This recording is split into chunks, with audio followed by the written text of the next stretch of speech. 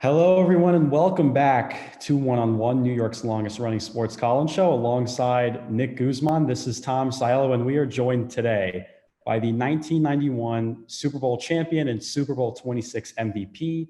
He was a two-time Pro Bowler in 1989 and 1991, leading the then Washington Redskins to NFL glory. I am pleased to be joined by Mark Rypien. Mark, thank you so much for coming on today. It's a pleasure to have you.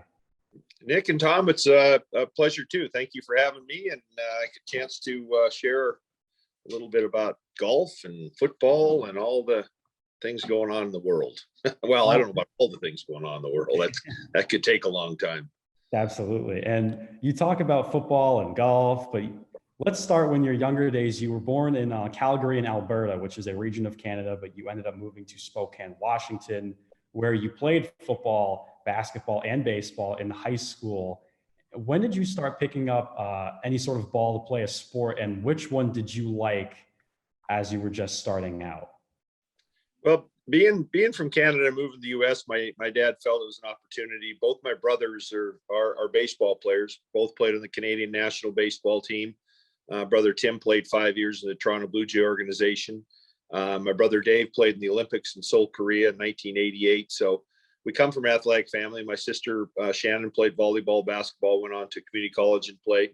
My brother Dave played at Gonzaga University, and brother Tim started out playing University of Creighton baseball, and then transferred back to a junior college, and then went into the draft and played 5 years in the Toronto Blue Jay organization. So I always thought that baseball would be my calling, and I love the game. My dad brought us up when we were kids, when I think the mitt was bigger than we were, and he just had us playing ball at an early age. And as I grew older, I still love the game, played the game. It's just when you can't hit or throw a curveball, your days are kind of numbered. So I had some success, and baseball was definitely something I looked at maybe in college. Basketball was probably my favorite sport to play because you're always active, you're always doing something. And we won the state championship my senior year in high school. My claim to fame in basketball is I held Hall of Famer John Stockton to 32 points a game. Oh, wow. Yeah, I was right in that jock strap, saying, yeah, I got you. And kid was an amazing player, good friend to this day. And he was kind of the one that got, I think, Gonzaga on the map originally with Dan Fitzgerald being the coach and Mark Few being on that staff, and then Mark Few taking over from Dan Monson, and of course Mark Few doing what he's done at Gonzaga now. But I love basketball. It was just kind of, and matter of fact, I got a great kind of a praising from George Raveling, who was a coach at Washington State. He said, man, this kid could play down here at WSU. But I went to WSU and played football, which is my least favorite of all sports, but because of the contact, I wasn't much into getting hit or hitting anyone. So, but I had a lot of prowess, and I was very successful, did some good things, and went on, had a career at Washington State. I wouldn't say we did the things that pro teams did in college. We kind of ran a bit of an option. We threw the ball a little bit, but we had some, I don't think we had the talent. It's hard to recruit in Pullman as is in USC or Oregon or places like that, where they have a bigger talent pool. But we did well. We were 6-5, 5-6, and 7-4 when I was there. Went to the Holiday Bowl my freshman year, and but our big rivalry was University of Washington, playing against them. So football gave me an opportunity in college to extend my career in the pros. Gave me a chance to get an education at WSU, and then have an opportunity and a chance to play at the pro level. I was drafted by the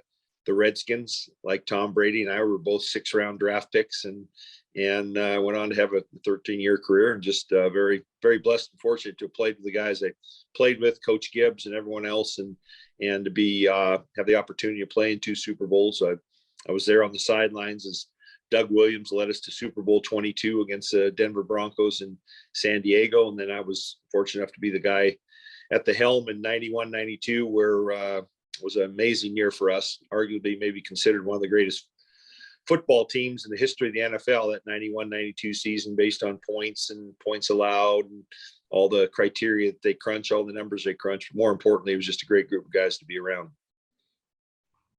Yeah, and the Redskins, now the Commanders, took you in the 6th round of the 1986 NFL draft. You're kind of seen throughout your career as more of an underdog.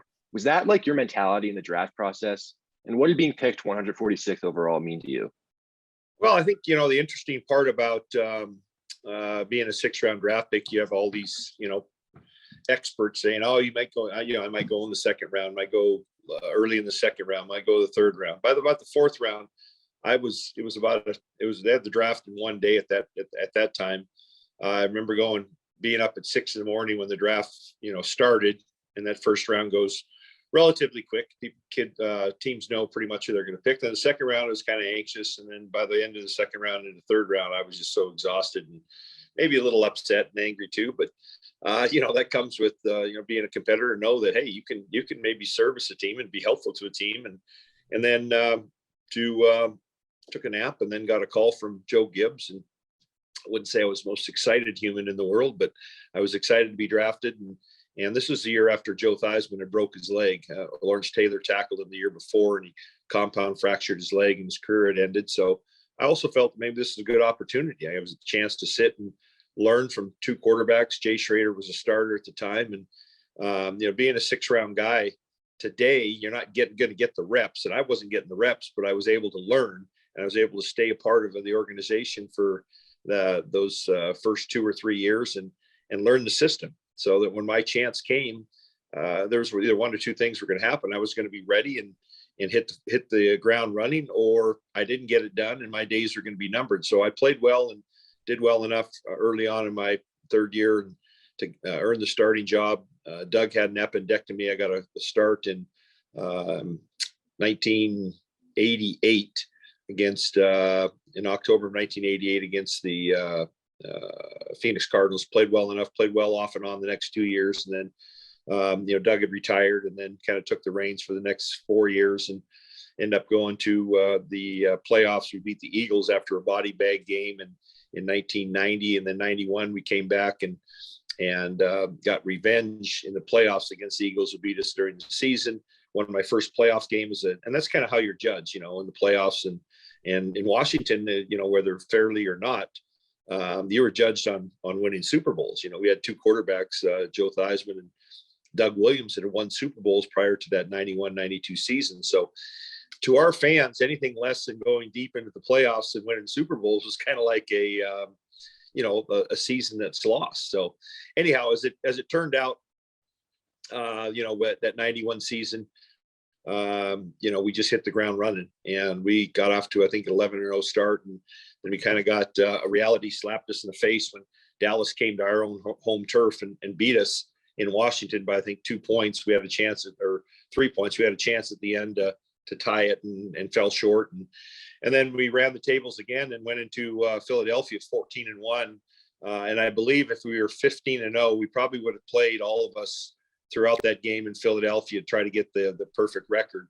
But at the halftime, we were up against the Eagles, and we shut her down to get ready for the playoffs and let some other guys play. We ended up losing by 3 points there. So we lost 2 games in that 91-92 season by, I think, a total of 5 points, and then ran the tables during the playoffs, beat the Falcons at home handily. Then the NFC Championship game beat the Detroit Lions 42-10. And then in the Super Bowl, it was kind of unfortunate for the Buffalo Bills. I mean, they made 4 Super Bowls, had great players, great talent. They made 4 straight Super Bowls. They should have won the Super Bowl the year before. They missed a field goal right at the end and lost to the New York Giants. And then we kind of humbled them the following year, where they came in the favorites and beat them 37-24. Then Dallas beat them twice after that. So the NFC East during that time was very strong. I mean, we had players like Lawrence Taylor and Reggie White, guys you'll hear about in history of the NFL as maybe arguably 2 of the greatest players to play defense. And you got,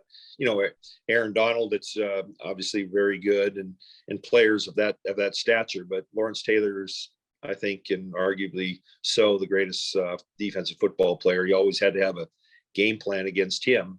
And a lot of times there's double teams, and even double teams always didn't get the result you were looking for. I love how you compliment division rival Lawrence Taylor after just bestowing his presence on the Washington Redskins. But I want to go back a little bit to your Super Bowl run. In the process, you somehow managed to beat Deion Sanders, Emmitt Smith and the Cowboys, and you beat Jim Kelly in the Super Bowl.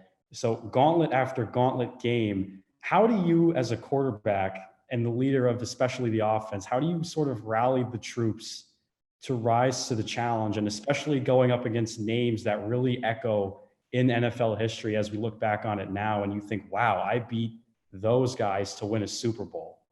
Well, I didn't beat anyone. We beat.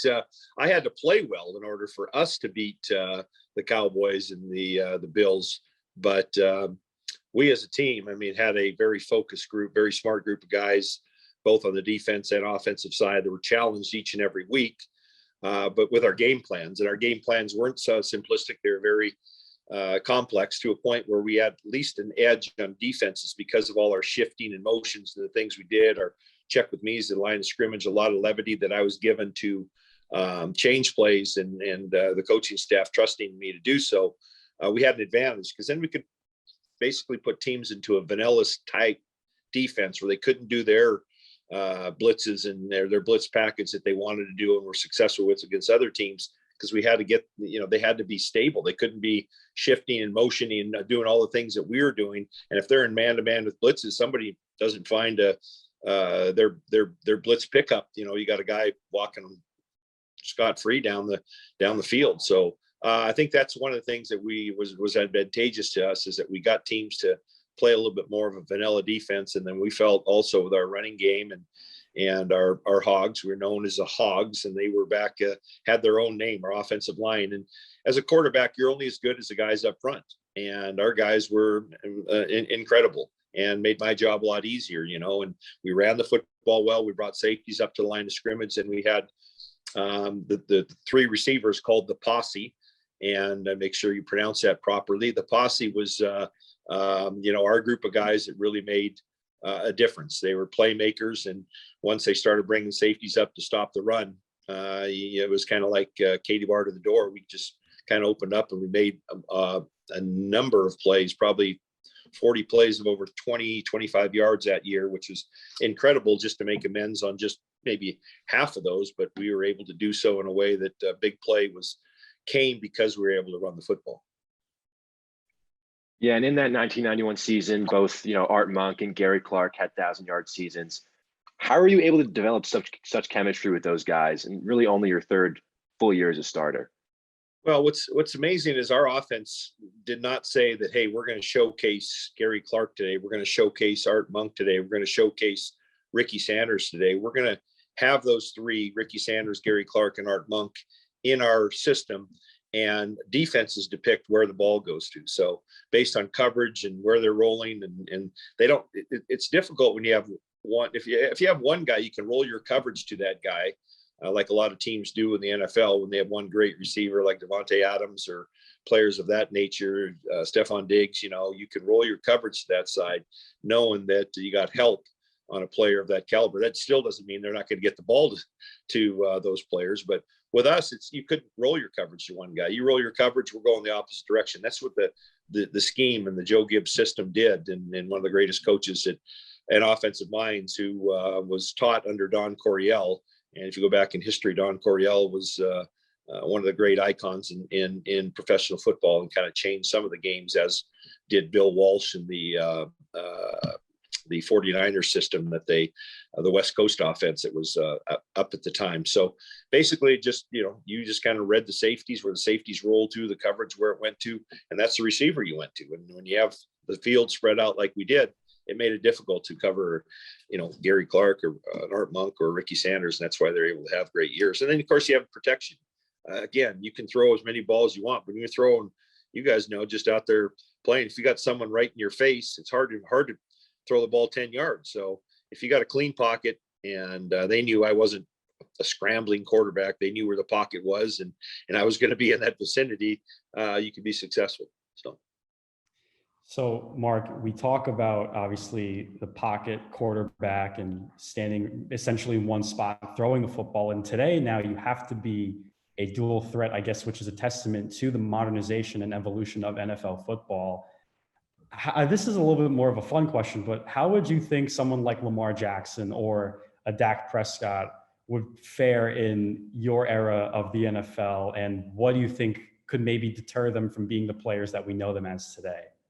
Well, I think that's a great question, because I have a different outlook to that. I think there's a Dak Prescott that is very comfortable, as is a Lamar Jackson, of being in the pocket. Now their talent and their escapability allows them to make plays when things break down.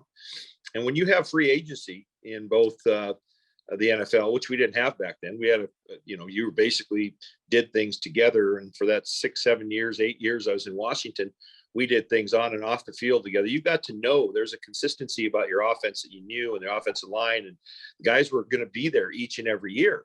So when you start plucking out left guards and right tackles, or left tackles and right guards and centers out of your offense, that brings a new level of learning for someone else that's coming in and filling that spot. So when they come in to do so, you're not maybe all on the same page as you would be if you're playing together for 5, 6, 7 years. And because of that, I think quarterbacks would inevitably like to just be in the pocket and make things happen in the pocket, but things break down, and defenses are a little bit more, I say, diverse than they were back in when I played. I mean, they're doing zone blitzes now, where they're bringing these guys off the edges, these corners and safeties off the edges, and they're dropping linemen into coverage. There's a lot more diversity in defenses than there was when in the 70s, 80s, and 90s when I played. So I think those tangibles, all those things, makes a quarterback have to adjust on the run and make a play sometimes when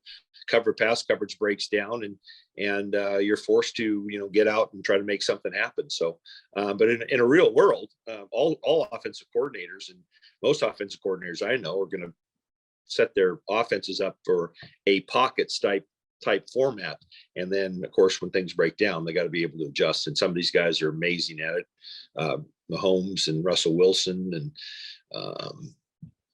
Josh Allen. I mean, those guys are incredible at making plays when things break down. So good for them, and good for and Lamar Jackson obviously too. And that's just kind of the quarterback, the position right now is to have that escapability. I mean, I'd be kind of lost, but but then I don't think I'd be lost in a way, because now you look at a Tom Brady.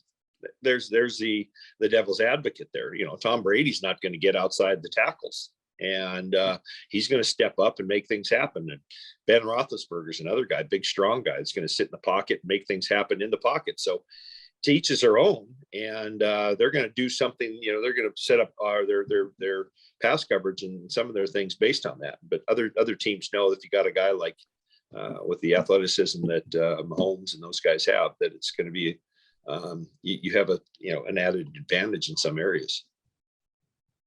Mark, you first retired after the 97 season. You spent 3 seasons on the sidelines, then you came out of retirement at age 39.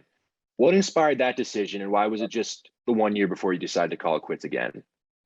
Well, in 1997, I signed a contract in 97 with the Atlanta Falcons. Actually, the 97 season I played in St. Louis, and during that time, my son was diagnosed with a brain tumor. And in 97, we did all our treatment with him, going through his treatments at St. Louis and Barnes Jewish Hospital, Children's Hospital, by the way, is amazing. And it was a great experience. And then we came home after the 98 season, 97 season, 1998, to do his later part of his treatment in Spokane, because interestingly enough, Spokane's treatment that they had was more aggressive than the one they had in St. Louis. So they used the oncology protocol from the oncology department here in Spokane to treat Andrew in Barnes Jewish. So when we left the Rams and came back in 98 to be home at start of January, Andrew was done with his last treatment. And at that point in time, we did another treatment called radiation seeds. We put into his tumor bed of his brain. And they had an expectancy about 65 days, and it seemed to be working. But unfortunately, in June of 1998, he had another seizure and found out that his tumor had come back, and he passed away and succumbed in August of 1998. From that, I did some things with charity. I started the Rypien Foundation to honor Andrew and help families that have their children that are going through treatment. But in 1998, I kind of felt at that point in time, it was time to hang things up. Spent 3 years, kind of retired. And then I got a call from Bill Polian in Indianapolis asking me if I, would consider coming out there, and they weren't happy with their backup quarterback position to Peyton Manning. I said, absolutely. So I flew out there and threw the ball, and hadn't thrown a ball in a couple of years, and was in pretty good shape at that point in time, and threw the ball around, and they signed me to a 1-year contract, and I played in 2001 with Peyton Manning. And then after that, I actually had a stint the following season for 2 preseason games of the Seahawks, but the injury that Trent Dilfer had during the preseason wasn't as bad as they thought. So I would have probably been a Seahawk for another year after that. But basically at that point in time, I'm in your career, you're kind of labeled a backup, which, by the way, is not a bad thing to be. In the NFL, you're going to protect yourself and not have to worry, and you're going to hear all the negative that's happening to the guy if the guy isn't playing well, and you're going to try to support your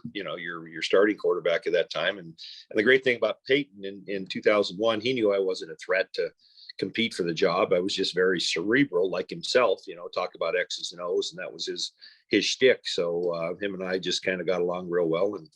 And I like to tell people that I taught him everything I knew and left, and that was it, and take it from here, young man. And he did pretty well, I think, but that's not the case. He's a very talented, very bright quarterback, and obviously Hall of Famer that just was amazing at what he did. So it was nice to be a part of and support someone of that caliber. So one more question from me, Mark. You get Sure. to hang out with people like Peyton Manning on a field, but you also get to play against these sort of celebrities in a golf course, and you're going to be competing in the ClubCorp Classic, April 22nd through the 24th. Obviously, it's a celebrity golf tournament. Obviously, Aaron Rodgers is going to be there, Tony Romo, a lot of big names, Emmitt Smith.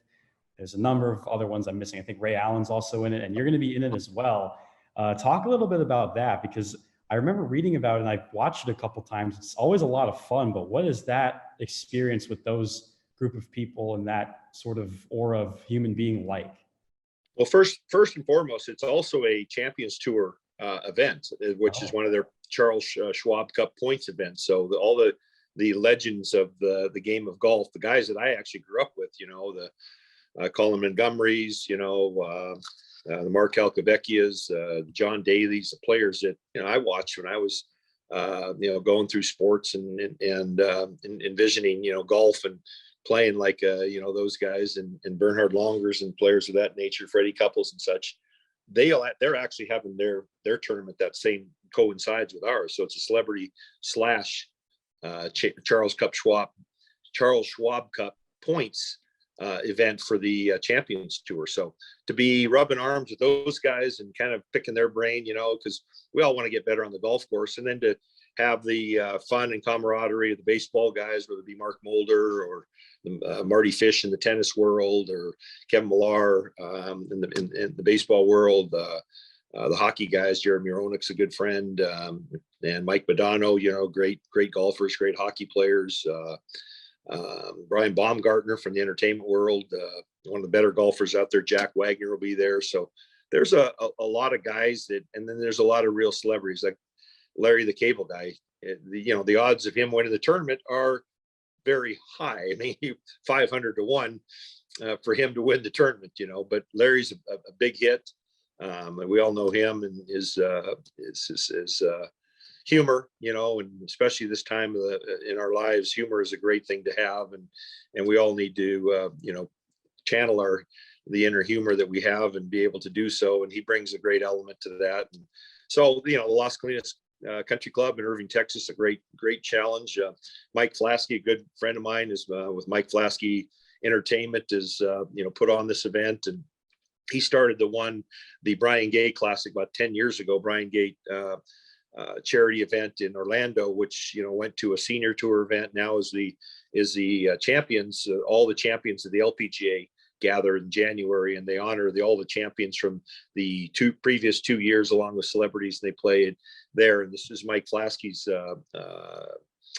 idea, and he's a great ambassador for this. So it's just awesome to play golf, and compete in something else, whether it's I'm playing cribbage with my kids, or golf on a golf course with my brothers, or in a tournament like this. It's always good to have some good ribbing and fun, and then also raise money for great causes across the world. And that's one of the great things you find out about golf. And my foundation, we had the foundation, the golf tournament we had, the amount of money you're able to raise through golf, and the great effect that golf has on people's lives, and especially COVID too. COVID has been difficult, and a lot of people have said, COVID has saved their lives. Being able to be out with nature and be out with their friends and play golf is really, and it's also boomed. The industry has boomed because of it. So I welcome anyone to come out and watch a couple hacks. As players, I love the game. I play at a pretty good level. Nothing to where these guys in the Champions Tour play to, but I like to compete against the Mark Mulders, the Marty Fishes, the Vinny Del Negros, who won Lake Tahoe last year, and congratulations to Vinny and all the guys that are there to help charity, and of course Ray Allen, Marcus Allen, both in their own world great celebrities and great golfers and great ambassadors for the game of golf. And just it's all also wonderful to catch up and see what they're doing in their daily lives, and say hello and do it for a good cause. Well, I want to once again thank 1991 Super Bowl MVP Mark Rypien for joining us here today. Mark, thank you so much, and we appreciate the time. Nick and Tom, thank you guys. Appreciate it. And cheers.